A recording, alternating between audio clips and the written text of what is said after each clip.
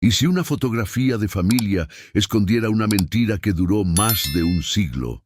En 1952, 4 personas posaron para un retrato en Buenos Aires. Todo parecía normal. La joven Mercedes, su tío Eduardo y otros miembros de la familia Romero. Pero en el reverso de la foto, alguien escribió algo perturbador. Nunca revelar la verdad. Que este secreto muera con nosotros. 72 años después, un genealogista descubrió esa foto y percibió algo imposible de ignorar. Y cuando encontró una caja de documentos escondida por décadas, la verdad que emergió cambió completamente la historia de esa familia. Aquella fotografía no era lo que parecía, y el tío no era quien decían ser. Antes de que te lo cuente, suscríbete a nuestro canal para no perderte las historias que el tiempo intentó borrar. Estas memorias necesitan ser conocidas, comentadas y compartidas. Tu voz mantiene vivo el pasado. Esta es una historia sobre amor prohibido, sobre las mentiras que las familias construyen para sobrevivir, sobre una sociedad que obligaba a las personas a vivir ficciones elaboradas. Es una historia sobre Argentina, sobre Buenos Aires, sobre cómo las rígidas normas sociales de mediados del siglo XX forzaban a familias enteras a esconder verdades dolorosas. Y todo comenzó con una fotografía, una imagen en sepia de 4 personas, posando formalmente en un estudio fotográfico del barrio de San Telmo. 4 rostros mirando a la cámara, 4 vidas entrelazadas por un secreto que debía morir con ellos. Pero los secretos, por más enterrados que estén, siempre encuentran la manera de salir a la luz. La fotografía está ahora sobre la mesa de trabajo del genealogista Sebastián Campos. Ha examinado miles de imágenes antiguas en su carrera, pero esta es diferente. Hay algo en las expresiones controladas de esas personas, en la forma en que están posicionadas, en la tensión visible bajo la superficie de normalidad. Y sobre todo, hay algo en esa mano. La mano de un hombre reposando sobre el hombro de una joven mujer. Un gesto que parece, al mismo tiempo, protector y posesivo. Sebastián ha aprendido a leer fotografías como otros leen libros. Cada postura corporal, cada dirección de mirada, cada detalle de vestimenta cuenta una historia. Y esta fotografía está gritando una verdad que alguien intentó silenciar. En el reverso, escrito con tinta desbotada, está la anotación que cambió todo. Familia Romero, 1917. Nunca revelar la verdad. Que este secreto muera con nosotros. Pero hay un problema. La fecha está equivocada, obviamente equivocada. La calidad de la fotografía, el tipo de papel fotográfico, las ropas de las personas, todo indica claramente que la imagen es de los años 50, no de 1917. ¿Por qué alguien falsificaría deliberadamente la fecha? ¿Y qué verdad nunca debería ser revelada?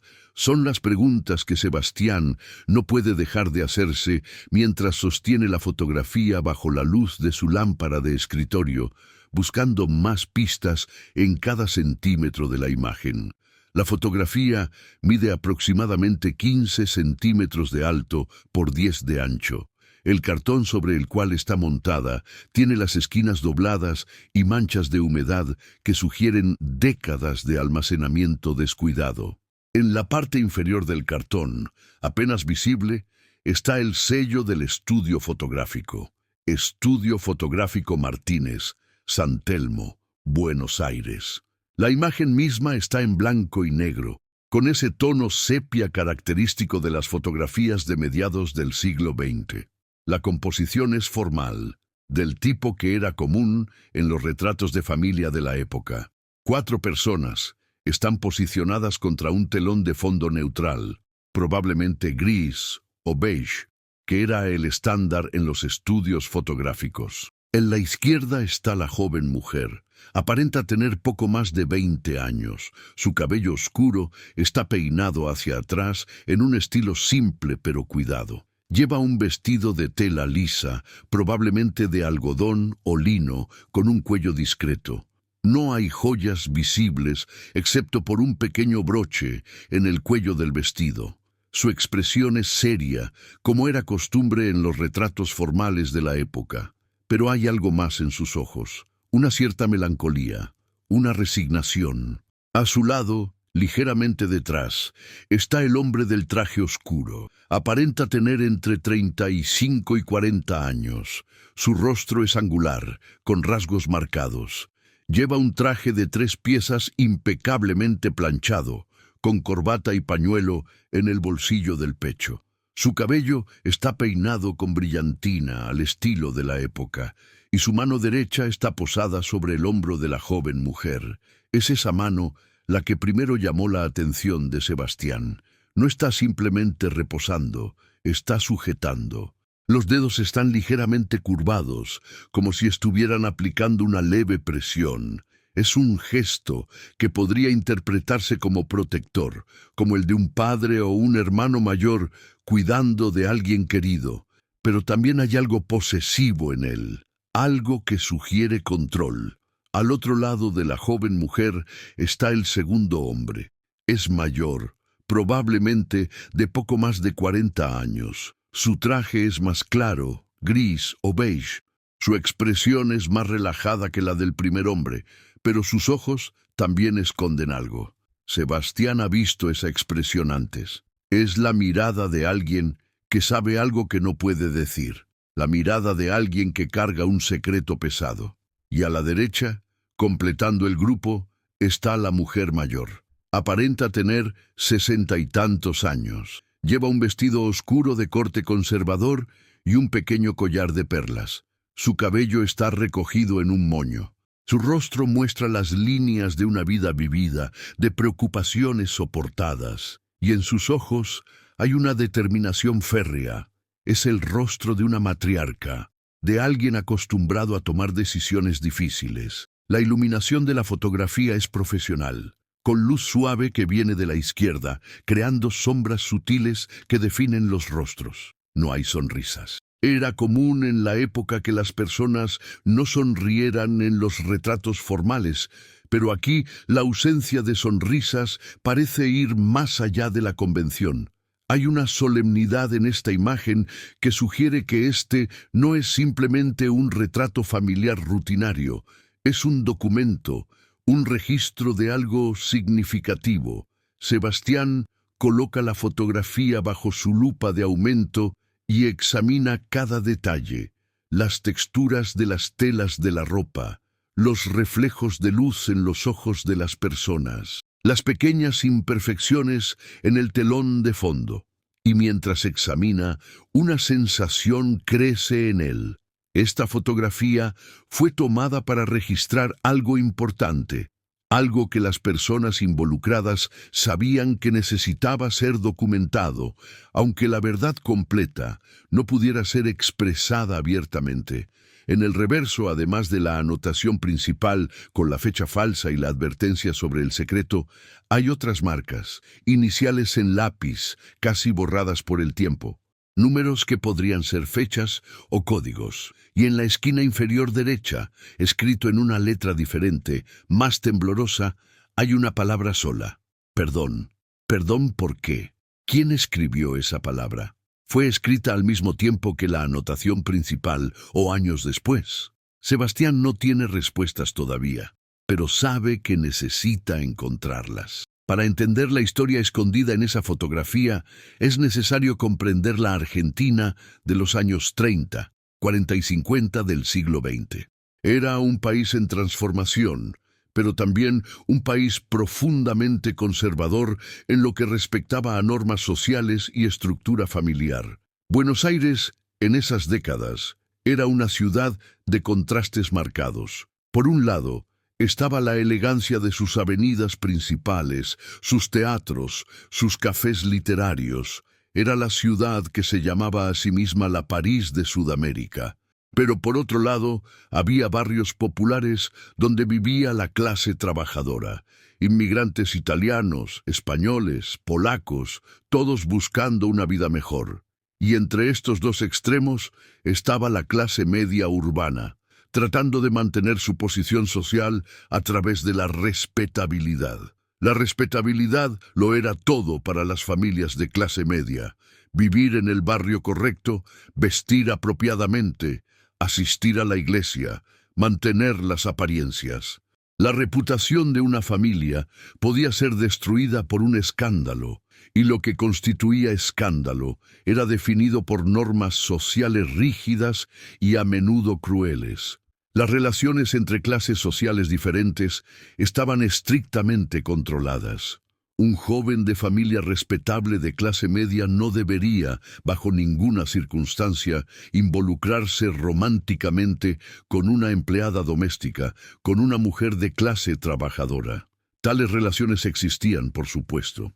La naturaleza humana no respeta barreras artificiales, pero cuando ocurrían, generalmente eran clandestinas. Y, si resultaban en embarazo, las consecuencias podían ser devastadoras.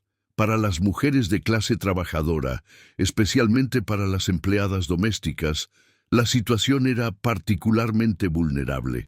Trabajaban en casas de familias de clase media y alta, a menudo viviendo en cuartos de servicio, con poco tiempo libre y salarios modestos. Si una empleada doméstica quedaba embarazada, especialmente si el padre era un miembro de la familia para la cual trabajaba, generalmente era despedida inmediatamente. No había protecciones laborales, no había seguridad social significativa.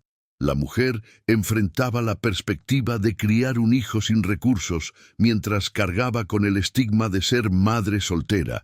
Y el estigma de la ilegitimidad era terrible en esa época.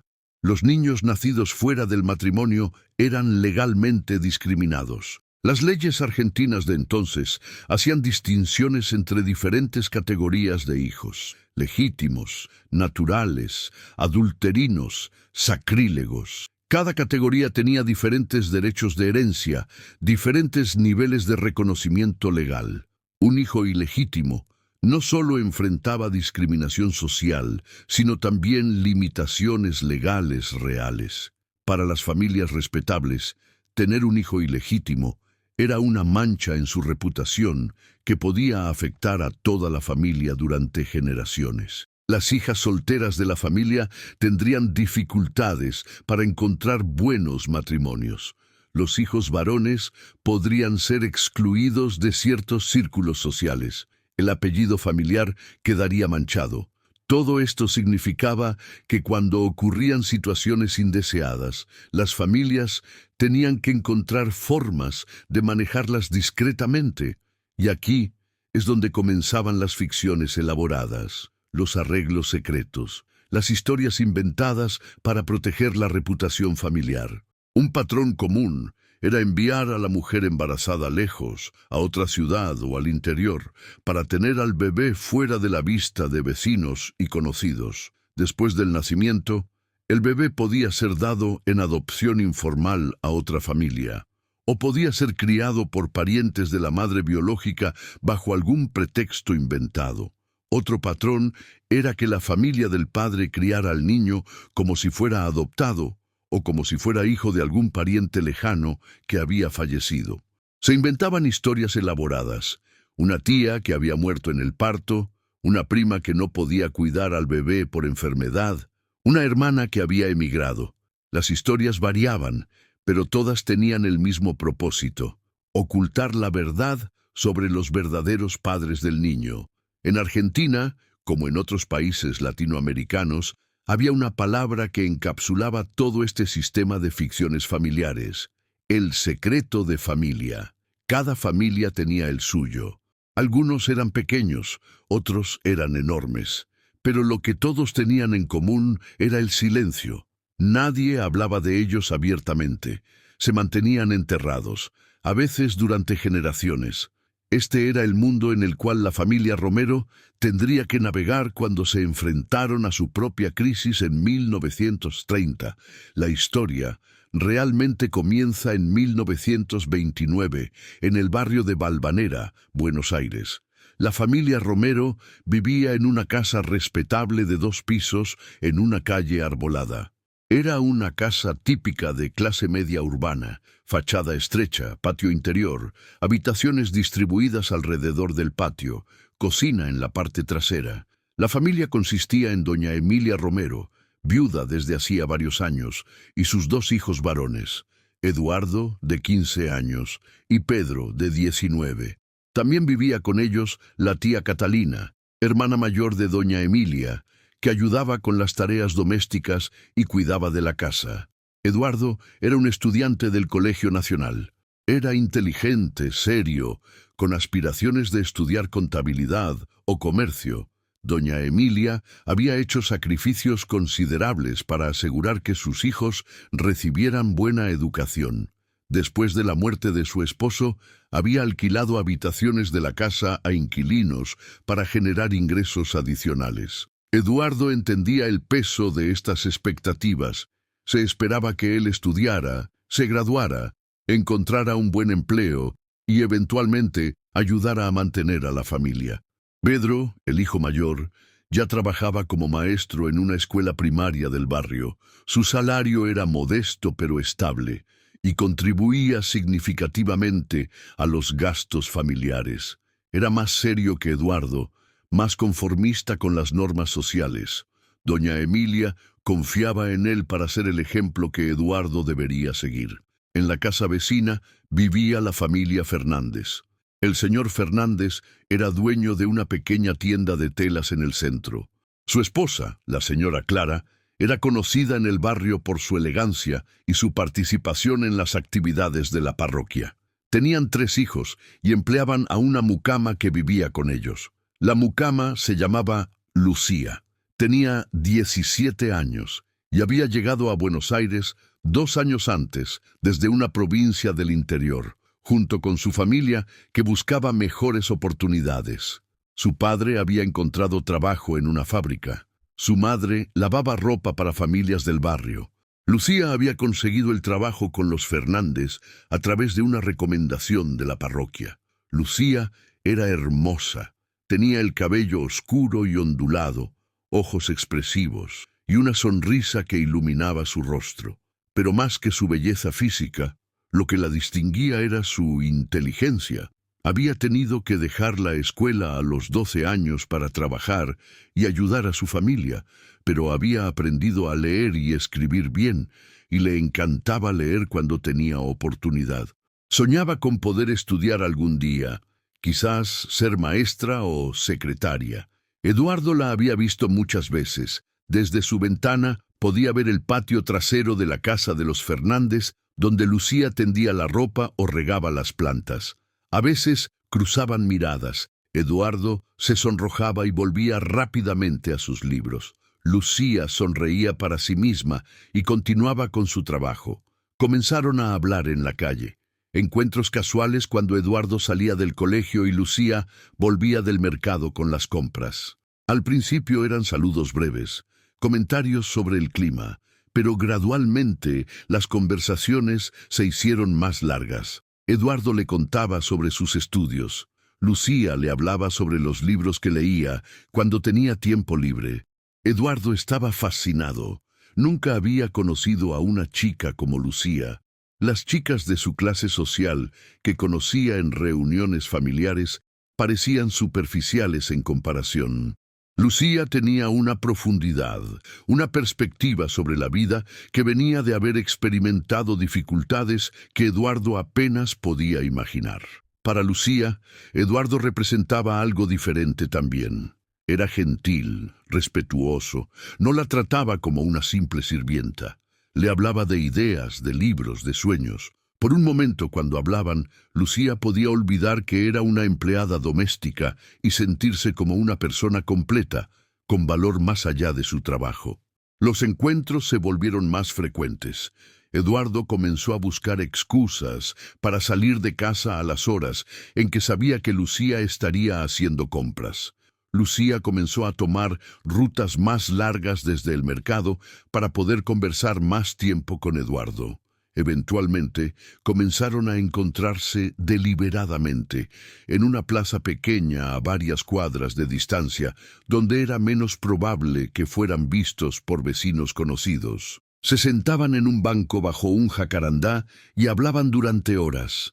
Eduardo le prestaba libros. Lucía los leía ávidamente y luego discutían sobre ellos. Era inevitable que se enamoraran.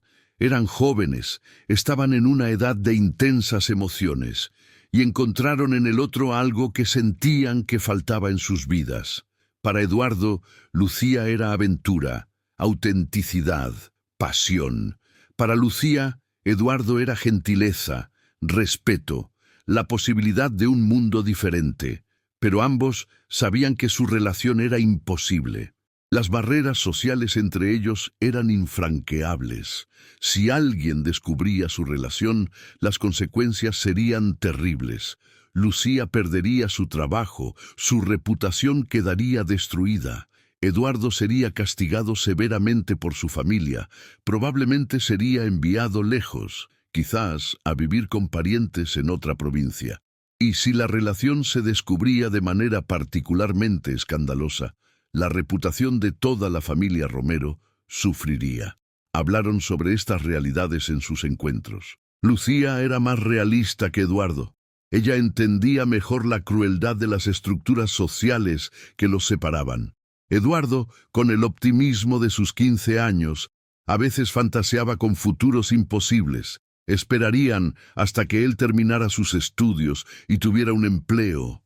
Entonces podrían casarse y enfrentar juntos las objeciones sociales. Lucía escuchaba estos sueños con ternura, pero sin creerlos realmente. Deberían haber mantenido su relación en el nivel platónico de conversaciones y sueños compartidos. Pero eran jóvenes y estaban enamorados, y la atracción física es poderosa. En el verano de 1930, después de meses de encuentros cada vez más íntimos, su relación se volvió sexual. Fueron discretos, nunca en lugares donde pudieran ser vistos. Eduardo conocía una casa abandonada en un barrio distante donde a veces iban. Era arriesgado, pero el poder del deseo superaba la prudencia. Y entonces, en mayo de 1930, Lucía descubrió que estaba embarazada. Si esta historia te toca el corazón, deja un comentario. Muchas voces del pasado aún necesitan ser escuchadas. Comparte con tus familiares y amigos para que estas memorias nunca se olviden. Cuando Lucía se dio cuenta de que su menstruación no había llegado, primero intentó negarlo. Era solo un retraso, se dijo a sí misma. El estrés, tal vez. Pero cuando pasó otro mes y comenzó a sentir las náuseas matutinas, ya no pudo negarlo más. Estaba embarazada. Su primer pensamiento fue de terror puro.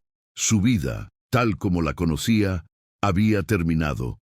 Cuando su situación se hiciera visible, la señora Fernández la despediría inmediatamente.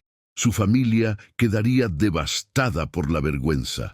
Su padre, hombre orgulloso a pesar de su pobreza, probablemente la echaría de casa, y el bebé, ¿cómo podría criar un bebé sin recursos, sin familia que la apoyara, sin un lugar donde vivir? Lucía lloró durante días, escondiendo su angustia de los Fernández, cumpliendo con sus tareas domésticas como autómata, mientras su mente giraba en círculos de pánico. Finalmente, sabiendo que no tenía otra opción, le contó a Eduardo. Se encontraron en su plaza habitual, bajo el jacarandá. Eduardo estaba sonriendo cuando llegó, feliz de verla. Pero su sonrisa se desvaneció cuando vio la expresión de Lucía. «Estoy esperando un bebé», dijo ella sin preámbulos. No había forma suave de decirlo. El rostro de Eduardo se puso blanco. Por un momento pareció que iba a desmayarse. Se sentó pesadamente en el banco, mirando al vacío. Lucía lo observó, esperando su reacción, sintiendo que su corazón se rompía. Eduardo tenía 16 años. Todavía era estudiante, completamente dependiente de su madre. No tenía recursos propios, no tenía forma de mantener a una familia, y sabía lo que significaría si esta situación se hiciera pública. Su familia lo desheredaría. Tendría que abandonar sus estudios, toda su vida futura, las expectativas y planes que su madre había hecho tantos sacrificios para posibilitar, todo se derrumbaría. Pero mientras estos pensamientos corrían por su mente, miraba a Lucía y veía su dolor, su miedo, y se sintió profundamente avergonzado de estar pensando en sí mismo cuando ella era quien enfrentaba las consecuencias más graves. «Lo siento», dijo finalmente. «Lo siento tanto, Lucía. Yo no sé qué hacer, pero encontraremos una forma. No te abandonaré». Era una promesa sincera en ese momento. Eduardo realmente creía que encontrarían una solución. Pero era una promesa hecha por un adolescente que no entendía completamente la magnitud de las fuerzas sociales contra las cuales tendrían que luchar. Lucía quería creerle, pero su experiencia de vida le había enseñado a ser realista. «Eduardo, no hay futuro para nosotros. Tú lo sabes. Tu familia nunca aceptará que te cases conmigo. Y aunque quisieras, ¿cómo nos mantendríamos? Eres estudiante. No tienes ingresos. Conseguiré trabajo», dijo Eduardo desesperadamente. «Dejaré el colegio. Encontraré un empleo. Nos iremos lejos, a otra ciudad donde nadie nos conozca». Pero ambos sabían que eso era fantasía. Sin educación completa, Eduardo solo podría conseguir trabajos mal pagados. Y Lucía, una vez que su embarazo fuera visible, no podría trabajar. Vivirían en la pobreza, el bebé crecería en condiciones difíciles y Eduardo perdería todas las oportunidades que su madre había trabajado tan duramente para darle. Durante varias semanas mantuvieron el secreto mientras intentaban desesperadamente pensar en soluciones. Eduardo investigó sobre orfanatos donde el bebé podría ser dejado después del nacimiento. Lucía preguntó discretamente sobre parteras que podrían ayudar con problemas femeninos, un eufemismo que ambos entendieron, pero que les horrorizaba contemplar seriamente. Y entonces, doña Emilia descubrió la verdad. No fue porque Eduardo se lo dijera, fue porque ella notó cambios en él, su distracción, su melancolía, las veces que salía de casa sin explicación clara. Doña Emilia había criado 2 hijos varones sola después de quedar viuda. Había aprendido a leer a sus hijos como si fueran libros abiertos. Una tarde confrontó a Eduardo directamente. «Hay algo que me estás ocultando», dijo, «y vas a decirme qué es». Eduardo intentó negarlo, pero bajo la presión de su madre finalmente se derrumbó y confesó todo. Sobre Lucía, sobre su relación, sobre el embarazo. La reacción inicial de doña Emilia fue de furia. Gritó a Eduardo sobre irresponsabilidad, sobre vergüenza familiar, sobre arruinar su futuro. Eduardo lloró, algo que no había hecho desde que era niño pequeño. Le rogó a su madre que no echara a Lucía a la calle, que encontrara alguna forma de ayudarla. Después de que la tormenta inicial de emociones pasó, doña Emilia se sentó en silencio durante largo tiempo, pensando. Era mujer práctica. Los gritos y reproches no cambiarían la realidad de la situación. Tenían que encontrar una forma de manejar esto que minimizara el daño a todos los involucrados, especialmente a Eduardo y al bebé que vendría. Enviar a Lucía lejos para tener al bebé era obvio. Pero, ¿qué pasaría después? ¿Dejar al bebé en un orfanato? Doña Emilia había visto los orfanatos de Buenos Aires. Sabía las condiciones en que vivían esos niños. Y este bebé sería su nieto, aunque nunca pudiera reconocerlo públicamente como tal. Durante varios días, doña Emilia reflexionó. Habló con su hermana Catalina, jurándola al secreto. Catalina era más suave que Emilia, más compasiva. Ella había visto cómo Eduardo sufría en las últimas semanas y su corazón se conmovía por Lucía también, una niña que había cometido el error de enamorarse del chico equivocado. Juntas, las 2 mujeres diseñaron un plan. No era un buen plan en el sentido de ser justo o correcto, pero dentro de las limitaciones de su época y sociedad, era quizás el mejor plan disponible. Una tarde de julio, doña Emilia mandó llamar a Lucía a su casa. Lucía llegó aterrorizada, segura de que doña Emilia la confrontaría con ira, quizás amenazaría con informar a sus padres. En cambio, doña Emilia la hizo sentar en la sala y le habló con tono firme, pero no hostil. «Lucía, Sé sobre tu situación. Eduardo me lo ha contado todo. Lucía sintió que el suelo se abría bajo sus pies. Miró a doña Emilia con ojos llenos de lágrimas, incapaz de hablar. No voy a gritarte ni juzgarte, continuó doña Emilia. Lo hecho está hecho. Ahora tenemos que pensar en el futuro, en ese bebé que viene, y en cómo proteger a todos los involucrados. Doña Emilia entonces explicó su plan. Lucía sería enviada a vivir con parientes de doña Emilia en la provincia de Córdoba. Se diría que había dejado su trabajo con los Fernández para regresar con su familia en el interior por razones personales. En Córdoba tendría el bebé lejos de ojos curiosos de Buenos Aires. Después del nacimiento, el bebé sería registrado legalmente como hijo de Lucía, soltera, pero luego Lucía firmaría documentos permitiendo que la familia Romero criara al niño. La historia oficial sería que el bebé era hijo de una hermana de doña Emilia que había fallecido, una hermana que nunca existió, pero cuya existencia sería inventada con documentos falsos. El bebé crecería en la casa de los Romero como hijo adoptado de caridad, con Eduardo como tío, no como padre. ¿Y yo?, preguntó Lucía con voz temblorosa. ¿Qué será de mí después de dar a luz? Recibirás apoyo financiero, dijo doña Emilia. Te ayudaré a encontrar trabajo nuevo en Buenos Aires, en un barrio diferente donde nadie conozca tu historia. Podrás visitar al niño ocasionalmente como amiga de la familia, pero tendrás que aceptar que no podrás criarlo como madre. Era un arreglo profundamente injusto. Lucía tendría que renunciar a su hijo, vivir con el dolor de verlo crecer sin poder reconocerlo como suyo. Pero las alternativas eran peores: criar al bebé sola en la pobreza extrema, enfrentando discriminación constante, o dejarlo en un orfanato. Al menos de esta forma, el bebé tendría una vida decente, educación, oportunidades. ¿Y Eduardo?, preguntó Lucía. ¿Qué dice él de esto?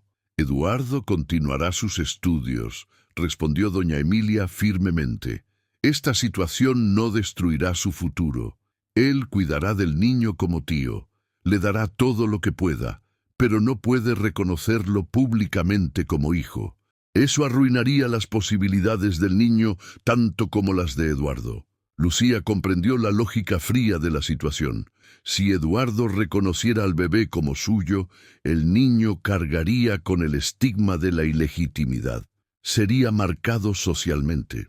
Mejor que creciera como hijo adoptado de una familia respetable que como hijo ilegítimo de un estudiante de 16 años y una empleada doméstica. ¿Tengo opción?, preguntó Lucía, aunque ya conocía la respuesta. Siempre hay opciones, dijo doña Emilia, pero esta es la mejor que puedo ofrecerte dadas las circunstancias. Te pido que pienses en el bebé. ¿Qué vida quieres para él o ella? Lucía lloró. Lloró por sí misma, por Eduardo, por el bebé que aún no había nacido, pero finalmente asintió con la cabeza. Aceptaba el plan. Eduardo se reunió con Lucía una última vez antes de que ella partiera para Córdoba. Se encontraron en la plaza bajo el jacarandá. Era otoño ahora, y las hojas del árbol estaban comenzando a caer. «Siento tanto que esto haya ocurrido así», dijo Eduardo. «Daría cualquier cosa por poder cambiar las cosas, por poder casarme contigo, criar a nuestro hijo juntos». «Lo sé», dijo Lucía, «pero vivimos en el mundo que es, no en el mundo que desearíamos. Tu madre está haciendo más de lo que esperaba. Al menos nuestro bebé tendrá un hogar, una familia. Te amaré siempre», dijo Eduardo con intensidad adolescente. Lucía sonrió tristemente. «No digas eso. Eres joven. Seguirás con tu vida. Te casarás algún día con una chica de tu clase. Tendrás otros hijos. Y eso está bien. No quiero que lleves culpa toda tu vida». Pero Eduardo nunca se casó. Durante las décadas siguientes, se dedicó a su trabajo y a asegurar que Mercedes, la hija que no podía reconocer, tuviera la mejor vida posible. En enero de 1931, en una pequeña ciudad de la provincia de Córdoba, Lucía dio a luz a una niña.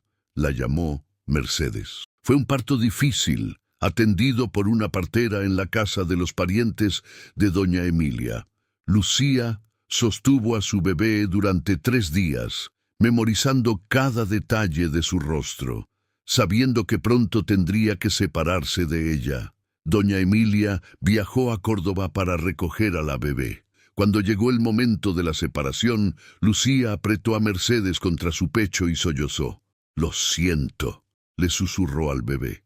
«Lo siento tanto. Te amo más de lo que puedo expresar. Esto es lo mejor que puedo hacer por ti».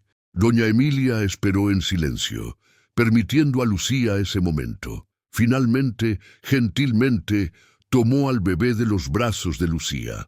«Cuidaré de ella como si fuera mi propia nieta», prometió. Y en cierto sentido, lo era. Mercedes creció en la casa de Valvanera, en la habitación que había sido preparada para ella con tanto cuidado.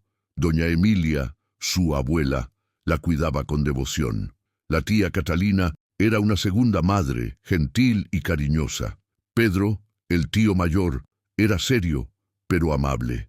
Y Eduardo, el tío menor, era quien más tiempo pasaba con ella, quien le leía cuentos, quien la llevaba a pasear al parque, quien se aseguraba de que tuviera todo lo que necesitaba. La historia oficial era que Mercedes era hija de una hermana fallecida de doña Emilia, una mujer llamada Beatriz, que supuestamente había muerto poco después del parto. Documentos habían sido fabricados para dar sustancia a esta ficción. Una partida de nacimiento alterada, un certificado de defunción falso. Era sorprendente lo que se podía conseguir en aquella época con algunos pesos y contactos apropiados. Los vecinos aceptaron la historia sin cuestionarla demasiado. Las tragedias familiares eran comunes. Una mujer muriendo en el parto no era inusual, y doña Emilia era respetada en el barrio, conocida como mujer piadosa y trabajadora. Si ella decía que estaba criando a su nieta huérfana, ¿quién iba a dudar? Mercedes era una niña brillante y curiosa. Tenía los ojos expresivos de su madre y la intensidad intelectual de su padre. Doña Emilia se aseguró de que recibiera buena educación, inscribiéndola en una escuela para niñas administrada por monjas. Mercedes aprendió a leer y escribir con facilidad, mostró talento para las matemáticas, le encantaba la historia. Pero también era una niña que a veces parecía sentir que algo faltaba. A medida que crecía, ocasionalmente preguntaba sobre sus padres. «¿Cómo era mi mamá?», le preguntaba a doña Emilia. Doña Emilia, preparada para estas preguntas, tenía respuestas elaboradas. «Tu madre era hermosa y gentil. Te amaba muchísimo. Estaba tan feliz cuando naciste, pero lamentablemente su salud no resistió el parto». Mercedes aceptaba estas explicaciones, pero había momentos en que miraba fotografías de la familia, notando que no había ninguna foto de la supuesta Beatriz, y se preguntaba. Doña Emilia siempre tenía explicaciones. Las fotografías se habían perdido en una mudanza. Beatriz había sido tímida y no le gustaba ser fotografiada. Y luego estaba Lucía. Comenzó a visitar la casa de los Romero cuando Mercedes tenía aproximadamente 3 años. Siempre se presentaba como una vieja amiga de la familia, alguien que había conocido a la difunta Beatriz. Traía pequeños regalos para Mercedes, un libro, una muñeca, dulces. Mercedes llegó a esperar estas visitas. Había algo en Lucía que la hacía sentir especial, cuidada de una manera diferente. La forma en que Lucía la miraba, la forma en que le hablaba, era distinta a cómo otros adultos la trataban. Lucía, por su parte, vivía para estas visitas. Había conseguido trabajo como costurera en un taller textil, gracias a la ayuda de doña Emilia, que había usado sus contactos. Trabajaba largas horas por salario modesto, vivía en una pensión pequeña, ahorraba cada peso que podía. Pero las horas que pasaba con Mercedes, aunque breves y dolorosas, daban sentido a su vida. Cuando Mercedes tenía 6 años, le preguntó a Lucía, «¿Por qué me visitas tanto si apenas conociste a mi mamá?». Lucía sintió que su corazón se rompía. Porque tu madre me pidió que cuidara de ti si algo le pasaba. Mintió. Éramos muy buenas amigas, y cumplir esa promesa es importante para mí. Mercedes, satisfecha con esta explicación, abrazó a Lucía. Gracias por cuidarme, dijo con la dulzura de una niña que no sabía la verdadera profundidad de ese cuidado. Eduardo observaba estas interacciones desde cierta distancia, su corazón dividido entre amor, culpa y frustración por la imposibilidad de la situación. Había continuado sus estudios como doña Emilia había insistido. Se graduó del Colegio Nacional. Luego estudió contabilidad. Encontró empleo en una firma de importación en el centro de Buenos Aires. Su salario permitió a la familia vivir más cómodamente, pero Eduardo nunca cortejó a ninguna mujer seriamente. Cuando doña Emilia intentaba arreglar presentaciones con hijas de familias conocidas, Eduardo encontraba excusas para rechazarlas. Su corazón permanecía con Lucía, aunque sabía que no había futuro para ellos, y su sentido de responsabilidad estaba con Mercedes, aunque solo pudiera ser su tío. A veces, cuando Mercedes estaba dormida, Eduardo entraba silenciosamente a su habitación y la observaba. Su hija, su pequeña Mercedes. Quería poder decirle la verdad, quería que ella supiera que él era su padre y cuánto la amaba, pero sabía que revelar la verdad solo causaría dolor y confusión. Mercedes creció durante los años turbulentos de la Argentina de los años 30 y 40. El país pasó por golpes de Estado, inestabilidad económica, transformaciones sociales. Pero dentro de la casa de Valvanera, la vida de Mercedes era relativamente estable y feliz. Asistía a su escuela de monjas, donde aprendía caligrafía, aritmética, historia argentina, religión católica. Era buena estudiante, obediente, bien educada. Las monjas a menudo la usaban como ejemplo para otras niñas. «Miren a Mercedes», decían. «Ella perdió a su madre, pero no usa eso como excusa. Trabaja duro y es respetuosa». Mercedes tenía amigas en la escuela, participaba en obras de teatro escolares, aprendía a tocar piano con la tía Catalina. En muchos sentidos, su infancia era privilegiada comparada con la de muchos niños argentinos de esa época. Pero había una soledad en Mercedes que era difícil de definir. A veces, cuando estaba con sus amigas de la escuela que hablaban sobre sus padres, Mercedes sentía una ausencia. Ella tenía su abuela, sus tíos, su tía abuela, y todos la querían, pero no tenía padres. La madre que nunca conoció, y el padre que ni siquiera sabía quién era. En una ocasión, cuando tenía 10 años, Mercedes le preguntó a doña Emilia: «Abuela, ¿cómo era mi padre? Nunca hablas de él». Doña Emilia sintió un nudo en su garganta.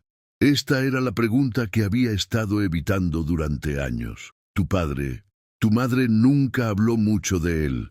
Creo que no estuvieron juntos mucho tiempo antes de que ella quedara embarazada. Después él... no sé qué pasó con él».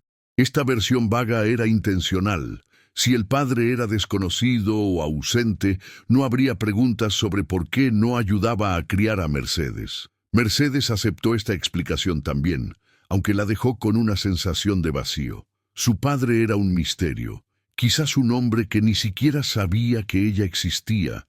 Era una historia triste, pensó, pero al menos tenía a su familia que la cuidaba. Durante la adolescencia de Mercedes, Argentina experimentó profundos cambios sociales. El movimiento peronista estaba transformando la política y la sociedad. Había más oportunidades para mujeres de clase trabajadora, más derechos laborales, más movilidad social. Irónicamente, si Mercedes hubiera nacido una década más tarde, quizás Eduardo y Lucía habrían tenido más opciones, enfrentado menos estigma. Pero para la familia Romero, el secreto ya estaba establecido. Las mentiras ya estaban construidas. No había forma de deshacerlas sin causar trauma enorme a Mercedes y vergüenza pública para todos. Mercedes se graduó de su escuela de monjas a los 15 años y expresó el deseo de continuar su educación. Quería ser maestra, dijo. Quería ayudar a educar a niños como las monjas la habían educado a ella. Eduardo, en su papel de tío dedicado, insistió en que se le permitiera asistir a la escuela normal para formarse como maestra. Doña Emilia estuvo de acuerdo. Era una profesión respetable para una joven de buena familia. Durante estos años, Lucía continuaba visitando regularmente.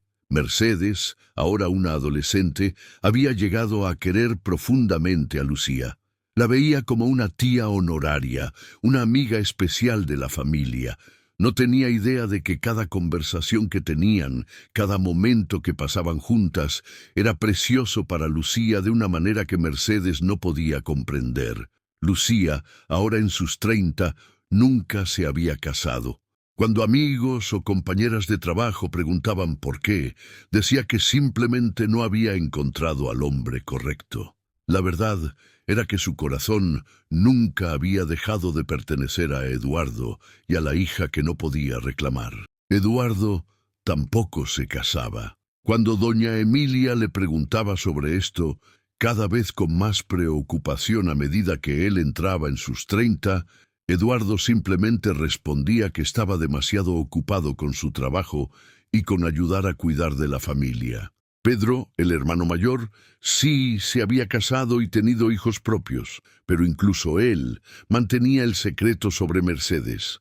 Era el tipo de secreto que, una vez establecido, involucraba a todos en su mantenimiento.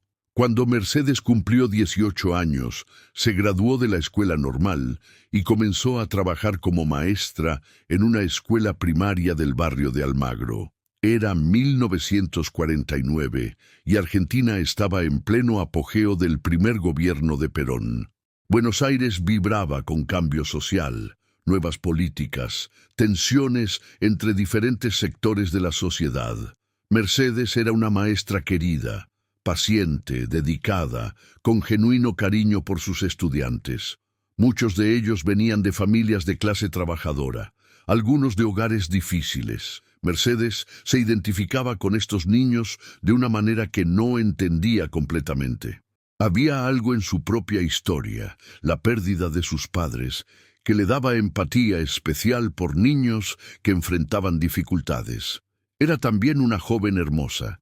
Tenía pretendientes, jóvenes que la cortejaban en las formas apropiadas de la época, conversaciones supervisadas en la sala de los Romero, paseos domingueros en el parque con doña Emilia como carabina.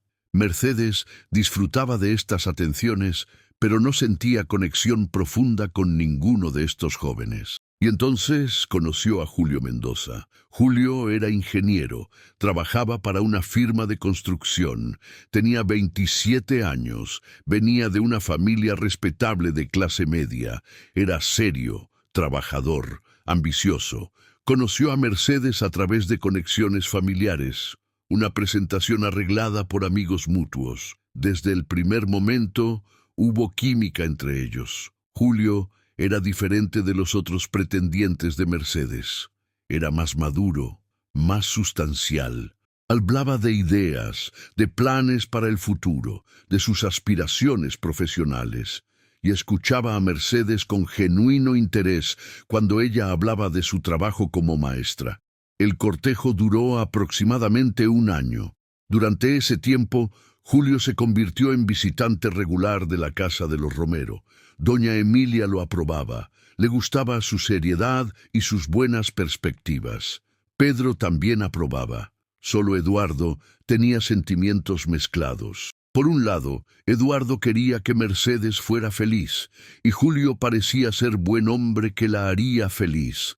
Pero por otro lado, ver a su hija preparándose para casarse, para comenzar su propia vida, llenaba a Eduardo de melancolía. Pronto Mercedes ya no viviría en la casa de los Romero. La perdería, de la manera que ya la había perdido al no poder reconocerla como hija. Una tarde, Eduardo y Mercedes estaban solos en la casa. Mercedes estaba ayudándolo a organizar papeles en su estudio. De repente, Eduardo le dijo: Mercedes, necesito que sepas algo. Aunque oficialmente soy tu tío, eres lo más importante en mi vida. Todo lo que he hecho, mi trabajo, los sacrificios que he hecho, han sido pensando en ti, en asegurar que tuvieras una buena vida. Mercedes, conmovida por la emoción en su voz, lo abrazó. Lo sé, tío Eduardo, y estoy tan agradecida por todo lo que has hecho por mí. Has sido más que un tío, has sido casi como un padre. Eduardo sintió lágrimas quemando sus ojos. Casi como un padre, repitió suavemente. Si ella supiera cuán literalmente cierto era eso. La boda se celebró en 1952. Fue una ceremonia bonita en la iglesia del barrio, seguida de una recepción en un salón modesto pero elegante. Mercedes estaba radiante en su vestido blanco simple. Julio, en su traje oscuro, la miraba con adoración evidente. Toda la familia Romero asistió. Doña Emilia, ahora anciana pero todavía con su porte digno, la tía Catalina, Pedro con su esposa e hijos, y Eduardo solo. Lucía también estaba allí, sentada discretamente en las filas traseras de la iglesia. Nadie le prestó mucha atención. Era simplemente una amiga de la familia, nada más. Pero Lucía observaba todo con una mezcla de alegría por la felicidad de Mercedes y dolor insoportable. Su hija se estaba casando, y ella solo podía observar desde la distancia. Fue antes de la boda que la familia decidió tomar un retrato formal. Era costumbre tener fotografías de los eventos importantes, y el matrimonio de Mercedes ciertamente calificaba. Fueron a un estudio fotográfico en San Telmo, uno de los mejores del barrio. El fotógrafo, el señor Martínez, los posicionó cuidadosamente. Mercedes a la izquierda, hermosa en un vestido de día elegante. Eduardo a su lado, con su mano posada en el hombro de ella, un gesto que al fotógrafo le pareció apropiado para un tío que había ayudado a criar a su sobrina. Pedro, al otro lado. Doña Emilia completando el grupo. «Muy bien, mantengan la pose», dijo el señor Martínez mientras preparaba su cámara. «Expresiones serias, por favor. Esto es un retrato formal». El flash de magnesio explotó. La fotografía fue capturada. 4 personas, sus expresiones cuidadosamente controladas, sus verdaderos sentimientos ocultos bajo la superficie de respetabilidad. Mercedes se mudó a la casa que Julio había alquilado en el barrio de Caballito. Era un apartamento modesto, pero cómodo, en un edificio nuevo. Mercedes decoró el hogar con esmero, combinando los muebles que habían comprado con algunos objetos que doña Emilia le había dado de la casa familiar. Su vida matrimonial era feliz. Julio era esposo considerado, trabajador, cariñoso. Mercedes continuó trabajando como maestra durante los primeros años de su matrimonio, algo que no era tan común en esa época pero que Julio apoyaba. Le gustaba que su esposa tuviera su propia carrera. En 1954 nació el primer hijo de Mercedes y Julio, un niño que llamaron Carlos. En 1956 nació una niña, Clara, y en 1960 llegó el último hijo, Roberto. Mercedes dejó su trabajo como maestra para dedicarse a tiempo completo a criar a sus hijos, una decisión común en esa época. Eduardo era el tío más dedicado imaginable para estos niños. Los visitaba frecuentemente, les traía regalos, les contaba historias, los llevaba a paseos. Carlos, Clara y Roberto adoraban al tío Eduardo. Era más, aunque Mercedes llevaba una vida aparentemente plena junto a Julio y sus hijos en Caballito, el eco silencioso del pasado nunca dejó de resonar. Había momentos en los que, al mirar las antiguas fotografías familiares, sobre todo aquella donde su tío Eduardo posaba con su mano en su hombro, aquella pose cargada de gestos no explícitos, Mercedes sentía una punzada indefinida, como si una melodía olvidada intentara abrirse paso desde el fondo de su memoria. Con cada visita familiar, Eduardo se encontraba más atado por el peso de una verdad no dicha. Los domingos, cuando jugaba con sus nietos en la plaza, Mercedes y Julio insistían siempre en llamarlo el tío bueno. Su corazón latía con un orgullo silente y difícil de soportar. Por su parte, Lucía seguía en su modesto departamento alquilado, trabajando largas jornadas como costurera y arrullando cada noche el vacío que dejó Mercedes. Visitaba la casa de su hija 2 o 3 veces al año, siempre bajo el pretexto de alguna festividad o entrega de regalos. Los niños la trataban como una vecina bondadosa, y Mercedes nunca sospechó la verdad. Durante uno de esos encuentros, un gesto espontáneo de Carlos, el hijo mayor de Mercedes, la desarmó. La abrazó y la llamó abuela Lucía. Lucía no pudo evitar las lágrimas, fingiendo que era solo la emoción de ver crecer a los niños. Nadie supo que, en ese instante fugaz, sintió que la vida le había regalado, solo por un momento, el título que siempre le fue negado en público. Pero el verdadero conflicto levantaba su sombra entre los adultos de la familia Romero. Pedro, el hermano mayor, mantenía la farsa en silencio, asintiendo cuando se mencionaba a la tía Beatriz, inexistente, repitiendo la narrativa impostada ante sus propios hijos y esposa. La tía Catalina, ya anciana y enferma, solía murmurar por las noches en su cama respecto a los pecados del silencio, preguntándose si la mentira, aunque piadosa, no terminaría dañando aún más de lo que protegía.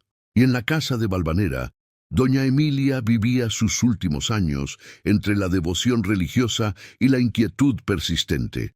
Rezaba por el alma de la hermana que jamás existió, y rezaba por la expiación de las mentiras tejidas por amor.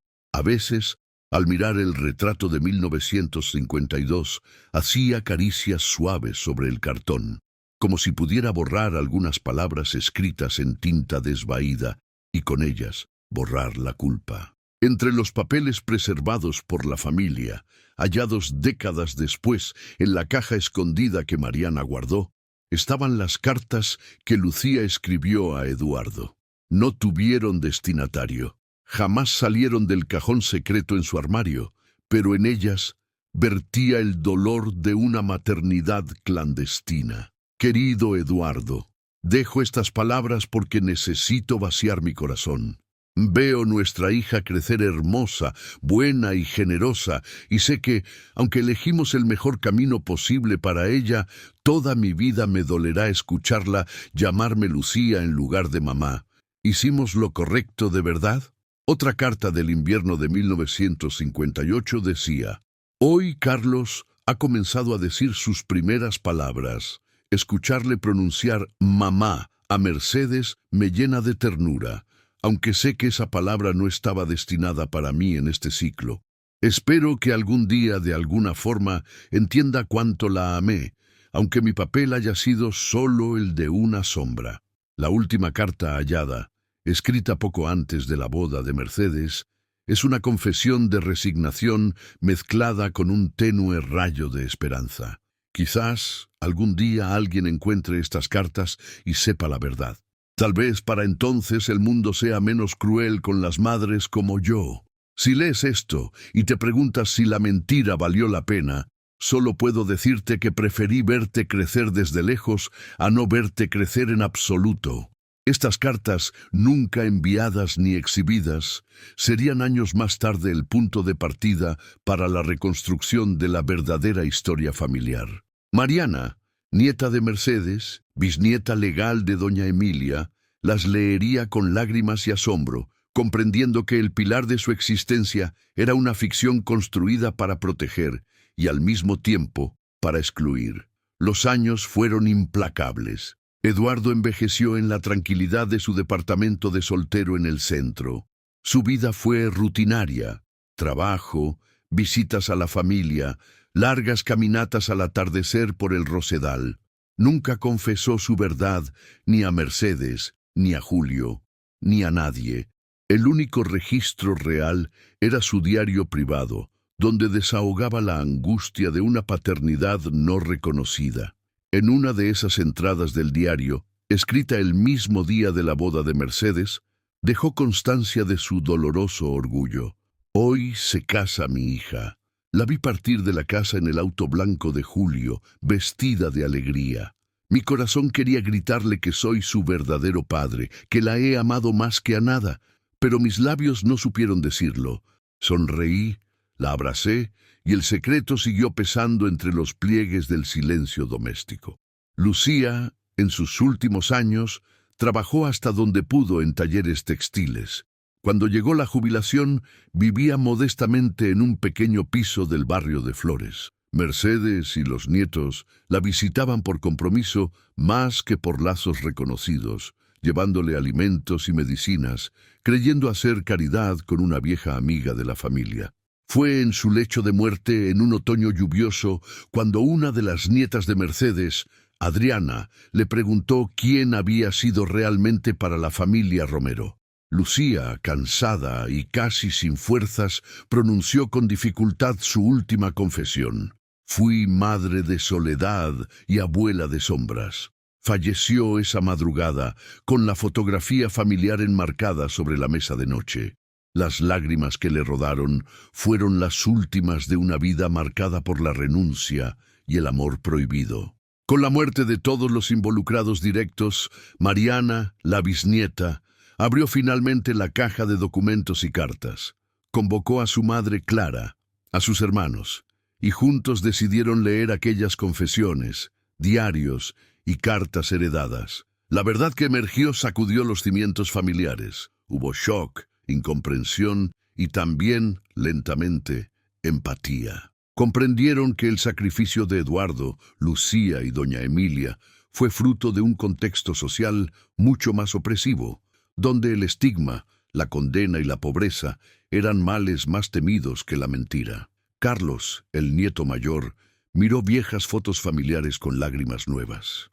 Mi madre vivió 85 años sin saber quién era realmente.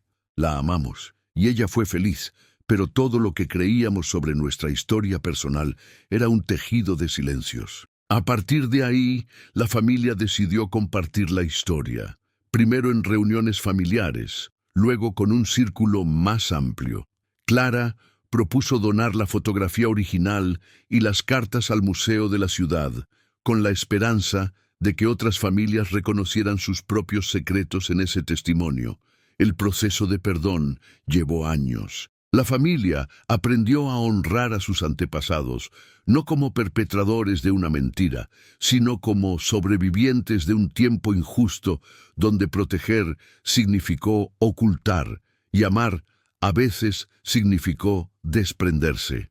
La historia de los Romero llegó a oídos de historiadores y genealogistas, inspirando investigaciones académicas y discusiones en medios sobre los secretos familiares en la historia argentina. Programas radiales y documentales recogieron testimonios similares de personas que descubrieron que padres, tíos e incluso abuelos ocultaron verdades fundamentales sobre la identidad de los hijos y nietos. Las cartas de Lucía se convirtieron en objeto de análisis literario. Las universidades organizaron debates sobre el rol de las mujeres invisibles en familias tradicionales, sobre el silencio y la compasión, sobre la dificultad de elegir entre el deber social y el instinto maternal. El Museo de la Ciudad montó una exposición especial, Sombras y Lazos, historias de familias incompletas, en la que la fotografía de Mercedes, con la mano de Eduardo sobre su hombro, se exhibía junto a una pequeña placa. Esta imagen es testimonio de una verdad escondida durante 107 años. Detrás de cada retrato hay historias que nunca se dijeron en voz alta. Los visitantes dejaban notas, muchos reconociendo en la historia de Mercedes ecos de sus propias familias. Algunos revelaban por primera vez secretos largamente guardados. Otros pedían perdón en nombre de antepasados. Algunos más simplemente comentaban cómo esas historias, cuando salen a la luz, sanan heridas heredadas. Bloque 16. Final, legado y prompt de la imagen. La familia Romero finalmente hizo las paces con su historia. Carlos, Clara y Roberto, los hijos de Mercedes, dedicaron una página web memorial con toda la documentación recopilada, cartas de Lucía, fragmentos del diario de Eduardo y un ensayo de Mariana reflexionando sobre cómo descubrir la verdad los transformó. En la web se lee: no juzgamos a nuestros antepasados por sus silencios. Ellos vivieron tiempos difíciles donde proteger y mentir a veces eran sinónimos. Hoy, al revelar estos secretos, elegimos la verdad no como condena, sino como puente entre generaciones. La fotografía, preservada y digitalizada, es ahora símbolo de una conversación nacional sobre identidad, memoria y los hilos invisibles que unen a las familias. Mariana, en una entrevista final para un documental, concluyó: a veces las fotos antiguas contienen más verdad de la que muestran a simple vista. Pero al fin y al cabo, toda familia es como un álbum. Hay páginas que quedan en blanco, otras que se escriben después de mucho tiempo.